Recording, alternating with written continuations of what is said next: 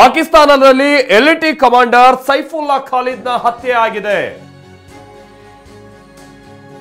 Lashkar A ತೊಯ್ಬಾಗೆ ಸಂಬಂಧಪಟ್ಟ ಹಾಗಿನ commander ಈತ. ಬೆಂಗಳೂರಿನ ಐಎಎಸ್ಸಿ ಮೇಲೆ ಹಿಂದೆ ದಾಳಿ ನಡೆದಿತ್ತಲ್ಲ, ಅದರ ಸಂಚುಕೋರ ಈತ. ಆಮೇಲೆ ಆರ್ಎಸ್ಎಸ್ ಕೇಂದ್ರ ಕಚೇರಿ ಮೇಲಿನ ದಾಳಿಯ ಸಂಚುಕೋರ ಕೂಡ ಈತ ಅನ್ನುವಂಥದ್ದು ಗೊತ್ತಾಗಿತ್ತು. ವಿಷಯ ಅಂದ್ರೆ ಕೊಂದವ್ರು ಯಾರು? ಅಪರಿಚಿತರು. ಈ ಕ್ಷಣ ತನಕ ಇದಕ್ಕೂ ಭಾರತಕ್ಕೂ ಯಾವುದೇ ಸಂಬಂಧ ಇಲ್ಲ. ಕೆಲ ಅಪರಿಚಿತರು ಬಂದು ಈತನನ್ನ ಕೊಂದಿದ್ದಾರೆ ಅನ್ನುವಂಥದ್ದು ಗೊತ್ತಾಗ್ತಾ ಇದೆ. ಈ ರೀತಿಯಾಗಿ ಪಾಕಿಸ್ತಾನದಲ್ಲಿ ಕಳೆದ 5-6 ವರ್ಷಗಳಿಂದ ಅಪರಿಚಿತರು ಅಂಥೇಳಿ ಕೆಲವರನ್ನ ಹತ್ಯೆ ಮಾಡಿರುವಂಥದ್ದನ್ನ ನಾವು ಗಮನಿಸಿದ್ದೀವಿ. ಆ ಪಟ್ಟಿಗೆ ಈಗ ಸೈಫುಲ್ಲಾ ಖಾಲಿದ್ ಸೇರಿದ್ದಾನೆ. ಈತ ನೇಪಾಳ ಹಾಗೆ ಭಾರತ ಗಡಿಯಿಂದ ಉಗ್ರರು ಒಳನುಸುಳೋದಕ್ಕೆ ಸಹಾಯ ಮಾಡ್ತಾ ಇದ್ದ.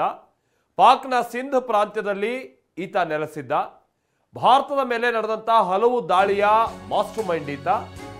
ಐಎಎಸ್ಸಿಗೆ ಸಂಬಂಧಪಟ್ಟಂಗೆ ಬೆಂಗಳೂರಿನ ವಿಚಾರ ಕಾಶ್ಮೀರವನ್ನೇ ಕಬ್ಜಾ ಮಾಡ್ತೀನಿ ಅಂತ ಸೈಫುಲ್ಲಾ ಖಾಲಿದ್ ಹೇಳಿದ್ದ. ಇದೇ ವರ್ಷ ಫೆಬ್ರವರಿ 2ನೇ ತಾರೀಕಿನಂದು ಹೀಗೆ ನಾಲ್ಗೆಯನ್ನ ಹರಿಬಿಟ್ಟಿದ್ದ ಸೈಫುಲ್ಲಾ ಖಾಲಿದ್ 2026ರ ಫೆಬ್ರವರಿ 2ರ ಒಳಗೆ ಕಬ್ಜಾ ಮಾಡ್ಬಿಡ್ತೀವಿ ಅಂತ ಹೇಳ್ತಾ ಇದ್ದ ಸೈಫುಲ್ಲಾ ಖಾಲಿದ್ ಈಗ ಬೀದಿ ಹೆಣ ಆಗಿದ್ದಾನೆ. ಸೊ ಭಾರತದ ವಿರುದ್ಧವಾಗಿ ವಿಪರೀತವಾದಂತಹ ದ್ವೇಷವನ್ನ ಹೊಂದಿದ್ದ, ಅಸೂಯೆಯನ್ನ ಹೊಂದಿದ್ದ. ಆಗಾಗ ಕೆಲ ಷಡ್ಯಂತ್ರಗಳನ್ನ ಹೆಣೆದು ಪೈಶಾಚಿಕ ಕೃತ್ಯಗಳಿಗೆ ಕಾರಣ ಆಗ್ತಾ ಇದ್ದಂತ ಎಲ್ಇಟಿಯ ಕಮಾಂಡರ್ ಸೈಫುಲ್ಲಾ ಖಾಲಿದ್ ನಾನು ಆಗ್ತಾರೆ ಹೇಳಿದಾಗೆ ಬೀದಿ ಹೆಣ ಆಗಿದ್ದಾನೆ. ಆಮೇಲೆ ಇನ್ನೊಂದು ವಿಚಾರ ಅಂತ ಅಂದ್ರೆ, ಇನ್ನು ವಿನೋದ್ ಕುಮಾರ್ ಹೆಸರಲ್ಲಿ ನೇಪಾಳದಲ್ಲಿ ಆತ ಓಡಾಡ್ಕೊಂಡಿದ್ದ ಅನ್ನುವಂತಹ ಮಾಹಿತಿ ಸದ್ಯ ಸಿಗ್ತಾ ಇದೆ.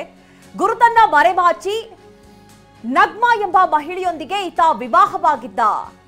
ಲಷ್ಕರ್ ಸಂಘಟನೆಯ ಜಮಾತ್ ಉದ್ ದಾವಾದಲ್ಲಿ ಸಕ್ರಿಯನಾಗಿದ್ದ ಈತ. ಉಗ್ರ ಹಫೀಜ್ ಸಯ್ಯದ್ ನಿರ್ದೇಶನದಂತೆ ಪಹಲ್ಗಾಮ್ ದಾಳಿಗೆ ಈತ ಸಂಚನ್ನ ರೂಪಿಸಿದ್ದ. ಟಿಆರ್ಎಫ್ನ ಸಜ್ಜಾದ್ ಗುಲ್ಗೆ ಪಹಲ್ಗಾಮ್ ದಾಳಿಯ ಹೊಣೆಯನ್ನ ವಹಿಸಿದ್ದ ಈ ಖಾಲಿದ್, ಈ ನರಹಂತಕ, ಈ ಒಂದು ರಾಕ್ಷಸ ಈಗ ಬಲಿಯಾಗಿದ್ದಾನೆ. ಅಪರಿಚಿತರ ಗುಂಡಿನ ದಾಳಿಗೆ ಈತ ಬಲಿಯಾಗಿದ್ದಾನೆ. ಈತ ಇನ್ನಷ್ಟು ಕ್ರೌರ್ಯವನ್ನ ಮೆರೆಯೋದಕ್ಕೆ ಸಾಕಷ್ಟು ಪ್ಲಾನ್ಗಳನ್ನ ರೂಪಿಸಿದ್ದ. ಜಮ್ಮು ಕಾಶ್ಮೀರವನ್ನ ಕಬ್ಜಾ ಮಾಡ್ಬಿಡ್ತೀನಿ ಅಂತ ಹೇಳ್ಕೊಳ್ತಾ ಇದ್ದ. 2026ರೊಳಗೆ ಜಮ್ಮು ಕಾಶ್ಮೀರವನ್ನ ವಶಪಡಿಸ್ಕೊಳ್ತೀನಿ ಅಂತ ಹೇಳ್ತಾ ಇದ್ದಂಥ ಪಾಪಿ ಈಗ ಹತ್ಯೆಯಾಗಿದ್ದಾನೆ. ಬೆಂಗಳೂರಿನ ಮೊದಲ ಉಗ್ರ ದಾಳಿಕೋರ ಫರೇಶ್ ಆಗಿದ್ದಾನೆ. ಪಾಕ್ನಲ್ಲಿ ಬೀದಿ ಹೆಣವಾಗಿದ್ದಾನೆ ಸೈಫುಲ್ಲಾ ಖಾಲಿದ್. ಡಿಸೆಂಬರ್ 28, 2005ರಲ್ಲಿ ಐಎಎಸ್ಸಿ ಮೇಲೆ ದಾಳಿಯನ್ನ ಮಾಡಲಾಗಿತ್ತು. ಗುಂಡಿನ ದಾಳಿಯನ್ನ ನಡೆಸಿದ್ದ 2 ಶಸ್ತ್ರಾಸ್ತ್ರಧಾರಿಗಳು ಪ್ರೊಫೆಸರ್ ಮನೀಶ್ ಚಂದ್ರ ಪುರಿ ಹತ್ಯೆಗೈದಿದ್ರು. ಐಎಎಸ್ಸಿ ಜೆಎನ್ ಟಾಟಾ ಆಡಿಟೋರಿಯಂನಲ್ಲೂ ಕೂಡ ಈತ ದಾಳಿಯನ್ನ ನಡೆಸಿದ್ದ. ಹೀಗೆ ಹಲವು ಕುಕೃತ್ಯದಲ್ಲಿ ಈತ ಭಾಗಿಯಾಗಿದ್ದ. ಜೆಎನ್ ಟಾಟಾ ಆಡಿಟೋರಿಯಂನಲ್ಲಿ ಈತ ದಾಳಿಯನ್ನ ನಡೆಸಿದ್ದ. ರಾತ್ರಿ 7:20ರ ಸುಮಾರಿಗೆ ಗುಂಡಿನ ಮಳೆಯಾಗಿತ್ತು. ಚೀನಾ ನಿರ್ಮಿತ ರೈಫಲ್ನಿಂದ ಫೈರಿಂಗ್ ಅನ್ನ ಮಾಡಿದ್ರು. ನೋಡಿ, ಐಎಎಸ್ಸಿ ಜೆಎನ್ ಟಾಟಾ ಆಡಿಟೋರಿಯಂನಲ್ಲಿ ದಾಳಿಯನ್ನ ಮಾಡಲಾಗಿತ್ತು. ಮೊದಲ ಬಾರಿಗೆ ಬೆಂಗಳೂರಲ್ಲಿ ಉಗ್ರರು ದಾಳಿಯನ್ನ ನಡೆಸಿದಂಥದ್ದು. ಉಗ್ರರ ದಾಳಿ ಅಂತ ಹೇಳಿ ರಾಜ್ಯ ಸರ್ಕಾರ ಘೋಷಿಸಿತ್ತು. ದಾಳಿಯ ಹಿಂದೆ ಸೈಫುಲ್ಲಾ ಖಾಲಿದ್ ಸಂಚು ಪತ್ತೆಯಾಗಿತ್ತು. ಮೋಸ್ಟ್ ನಟೋರಿಯಸ್ ಉಗ್ರ ಈತ. ಹಲವು ಕಡೆಗಳಲ್ಲಿ ಈತನ ಉಗ್ರನ ಕೃತ್ಯ ಬಯಲಾಗಿತ್ತು. ಸಾಕಷ್ಟು ವರ್ಷಗಳಿಂದ ಈತನ ಹುಡುಕಾಟ ಕೂಡ ನಡೆದಿತ್ತು. ಆದ್ರೆ ಈತ ತಲೆಮರೆಸ್ಕೊಂಡು ಓಡಾಡ್ತಾ ಇದ್ದ.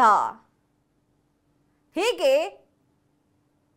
ತಲೆಮರೆಸ್ಕೊಂಡು ಓಡಾಡ್ತಾ ಇದ್ದ ಆತ ಈಗ ಅಪರಿಚಿತರ ಗುಂಡಿನ ದಾಳಿಗೆ ಬಲಿಯಾಗಿದ್ದಾನೆ. ಪಾಕ್ನಲ್ಲೇ ಬೀದಿ ಹೆಣವಾಗಿದ್ದಾನೆ ಈ ಸೈಫುಲ್ಲಾ ಖಾಲಿದ್. ನೋಡಿ, ಈತ ಬೆಂಗಳೂರಿನಲ್ಲೂ ಕೂಡ ದಾಳಿಯನ್ನ ನಡೆಸಿದ್ದ. ಆ ಸಂದರ್ಭದಲ್ಲಿ ರಾಜ್ಯ ಸರ್ಕಾರ ಕೂಡ ಇದು ಉಗ್ರ ದಾಳಿ ಅಂತ ಹೇಳಿ ಘೋಷಣೆ ಮಾಡಿತ್ತು ಮೊದಲ ಬಾರಿಗೆ. ಅದಾದ ನಂತರದಲ್ಲಿ ಹಲವು ಈ ರೀತಿಯ ಕುಕೃತ್ಯವನ್ನ ಈತ ಮಾಡಿದ್ದ ಅನ್ನೋದು ಈಗ ಬಯಲಾಗ್ತಾ ಇರುವಂತಹ ವಿಚಾರ. 2005ರಲ್ಲಿ ಸ್ಫೋಟಕ್ಕೆ ಸಂಬಂಧಪಟ್ಟ ಹಾಗಿನ ಡೀಟೇಲ್ಸ್ ಅನ್ನ ನಾವು ನೋಡೋದಾದ್ರೆ, ಡಿಸೆಂಬರ್ 28ನೇ ತಾರೀಕಿನ ಸಂದರ್ಭದಲ್ಲಿ ನಡೆದಿದ್ದಂತಹ ದಾಳಿ ಅದು. ಇದಕ್ಕೆ ಸಂಬಂಧಪಟ್ಟ ಹಾಗೆ ಪಾಕ್ ಹಾಗೆ ಬಾಂಗ್ಲಾ ಪ್ರಜೆಗಳನ್ನ ವಿಚಾರಣೆ ನಡೆಸಲಾಗಿತ್ತು ಕೂಡ. ಬೆಂಗಳೂರು ಪೊಲೀಸರು ಒಂದು ಖಚಿತವಾಗಿ ಗೊತ್ತಾಗಿತ್ತು, ಇದು ಉಗ್ರ ಕೃತ್ಯ ಅನ್ನುವಂಥದ್ದನ್ನ. ಈಗ ತಾನೇ ಮಧು ನಾಗರಾಜ್ ಹೇಳಿದಾಗೆ ಚೈನೀಸ್ ಮೇಡ್ ಗನ್ ಅನ್ನ ಅವರು ಅವತ್ತು ಬಳಸಿದ್ರು ಅನ್ನೋದು ಗೊತ್ತಾಗಿತ್ತು. ಇಬ್ರು ಅನ್ನುವಂಥದ್ದು ಗೊತ್ತಾಗಿತ್ತು. ಆ ನಂತರದಲ್ಲಿ 4 ಮಂದಿ ಅಟ್ಯಾಕ್ನ ತಂಡದಲ್ಲಿ ಇದ್ರು ಅನ್ನುವಂಥದ್ದು ಕೂಡ ಆ ನಂತರದಲ್ಲಿ ಗೊತ್ತಾಗಿದ್ದಂಥ ಸಂಗತಿ. ಬಹಳ ಸರಣಿ ಇದಕ್ಕೆ ಸಂಬಂಧಪಟ್ಟ ಹಾಗೆ ನಾವು ವಿಚಾರಣೆ ನಡೆದಿರೋದು, ಹಲವರು ಇದಕ್ಕೆ ಸಂಬಂಧಪಟ್ಟ ಹಾಗೆ ತಪ್ಪಿತಸ್ಥರು ಅಂತ ಹೇಳಿ ಪ್ರಕಟ ಆಗಿರೋದು, ಈ ಥರದ್ದೆಲ್ಲವನ್ನೂ ಕೂಡ ನಾವು ನೋಡಬಹುದು. ಸೊ ಬಹುತೇಕ ಇದು ಬೆಂಗಳೂರಿನ ಮಟ್ಟಿಗೆ ನಡೆದಿದ್ದಂಥ ಮೊದಲ ಟೆರರ್ ಅಟ್ಯಾಕ್ ಅಂತಾನೆ ಇದನ್ನ ಈಗಲೂ ಕೂಡ ಕನ್ಸಿಡರ್ ಮಾಡಲಾಗುತ್ತೆ. ಅಂತ ಟೆರರ್ ಅಟ್ಯಾಕ್ನ ಮಾಸ್ಟರ್ ಮೈಂಡ್ ಈತ ಅನ್ನುವಂಥದ್ದು ಗೊತ್ತಾಗಿತ್ತು. ಇದೇ ಸೈಫುಲ್ಲನಿಗಾಗಿ ಹುಡುಕಾಟ ಕೂಡ ನಡೆದಿತ್ತು. ಆದರೆ ಅದಾದ ನಂತರದಲ್ಲಿ ಈತ ಭಾರತಕ್ಕೆ ಬರೋದು, ಇಲ್ಲೇನಾದ್ರು ಸಿಕ್ಕಾಕೊಳ್ಳೋದು ಈ ಥರದ್ದು ಯಾವುದು ಕೂಡ ಆಗಿರಲಿಲ್ಲ. ಭಾರತದ 3 ದಾಳಿಯ ಪ್ರಮುಖ ಮಾಸ್ಟರ್ ಮೈಂಡ್ ಈತ. ದಾಳಿ ನಂಬರ್ 1 2001ರಲ್ಲಿ ರಾಂಪುರ್ನ CRPF ಶಿಬಿರದ ಮೇಲೆ ನಡೆದಿದ್ದ ದಾಳಿ. ದಾಳಿ ನಂಬರ್ 2 2005ರಲ್ಲಿ ಬೆಂಗಳೂರಿನ IISc ಮೇಲೆ ನಡೆದಿದ್ದಂಥ ದಾಳಿ. ಅವತ್ತು ಸೈಂಟಿಸ್ಟ್ ಒಬ್ಬರನ್ನ ಹತ್ಯೆ ಮಾಡಲಾಗಿತ್ತು, ಪ್ರೊಫೆಸರ್. 2006ರಲ್ಲಿ ನಾಗ್ಪುರದ RSS ಕಚೇರಿ ಮೇಲೆ ನಡೆದಿದ್ದಂಥ ದಾಳಿ. ಹೀಗೆ ಭಾರಿ ಆಯಕಟ್ಟಿನ ಜಾಗದ ಮೇಲೆನೆ ಈತ ದಾಳಿ ಮಾಡೋ ಪ್ರಯತ್ನವನ್ನ ಪಟ್ಟಿದ್ದ. IIT ಡೆಲ್ಲಿಗೆ ಸಂಬಂಧಪಟ್ಟಾಗಿನ ಪ್ರೊಫೆಸರ್ ಮುನೀಶ್ ಚಂದ್ರಪುರಿ ಅವರ ಹತ್ಯೆಯಲ್ಲೂ ಕೂಡ ಈತನ ಸಂಚಿದ್ದಂಥದ್ದು ಗೊತ್ತಾಗಿತ್ತು. ಹೀಗಾಗಿ ಈತ ಭಾರತಕ್ಕೆ ಬೇಕಾಗಿದ್ದಂಥ ಮೋಸ್ಟ್ ವಾಂಟೆಡ್ ಉಗ್ರ. ಇಷ್ಟಕ್ಕೆ ಈತನ ಕೃತ್ಯ ನಿಂತಿರಲಿಲ್ಲ. ಅದಾದ ನಂತರದಲ್ಲಿ ಮೊನ್ನೆ ನಡೆದಂಥ ಅಟ್ಯಾಕ್ನ ಸಂದರ್ಭದಲ್ಲೂ ಕೂಡ ಈತನ ಸಂಚಿರಬಹುದು ಅನ್ನುವಂಥದ್ದು ಗುಮಾನಿ ಇತ್ತು. TRFಗೆ ಸಂಬಂಧಪಟ್ಟ ಹಾಗೆ ಈತನೇ ಎಲ್ಲ ವ್ಯವಸ್ಥೆಯನ್ನ ವಹಿಸ್ಕೊಟ್ಟಿದ್ದ ಅಂತ ಹೇಳ್ಕೊಂಡ್ಬಿಟ್ಟು. ಸೊ ಅದ್ರ ಜೊತೆಗೆ ನೇಪಾಳದಲ್ಲೂ ಕೂಡ ತಲೆಮರೆಸ್ಕೊಂಡು ಬಹಳ ವರ್ಷ ಇದ್ದ. ಈಗ ಈತ ಬೀದಿ ಹೆಣ ಆಗಿದ್ದಾನೆ.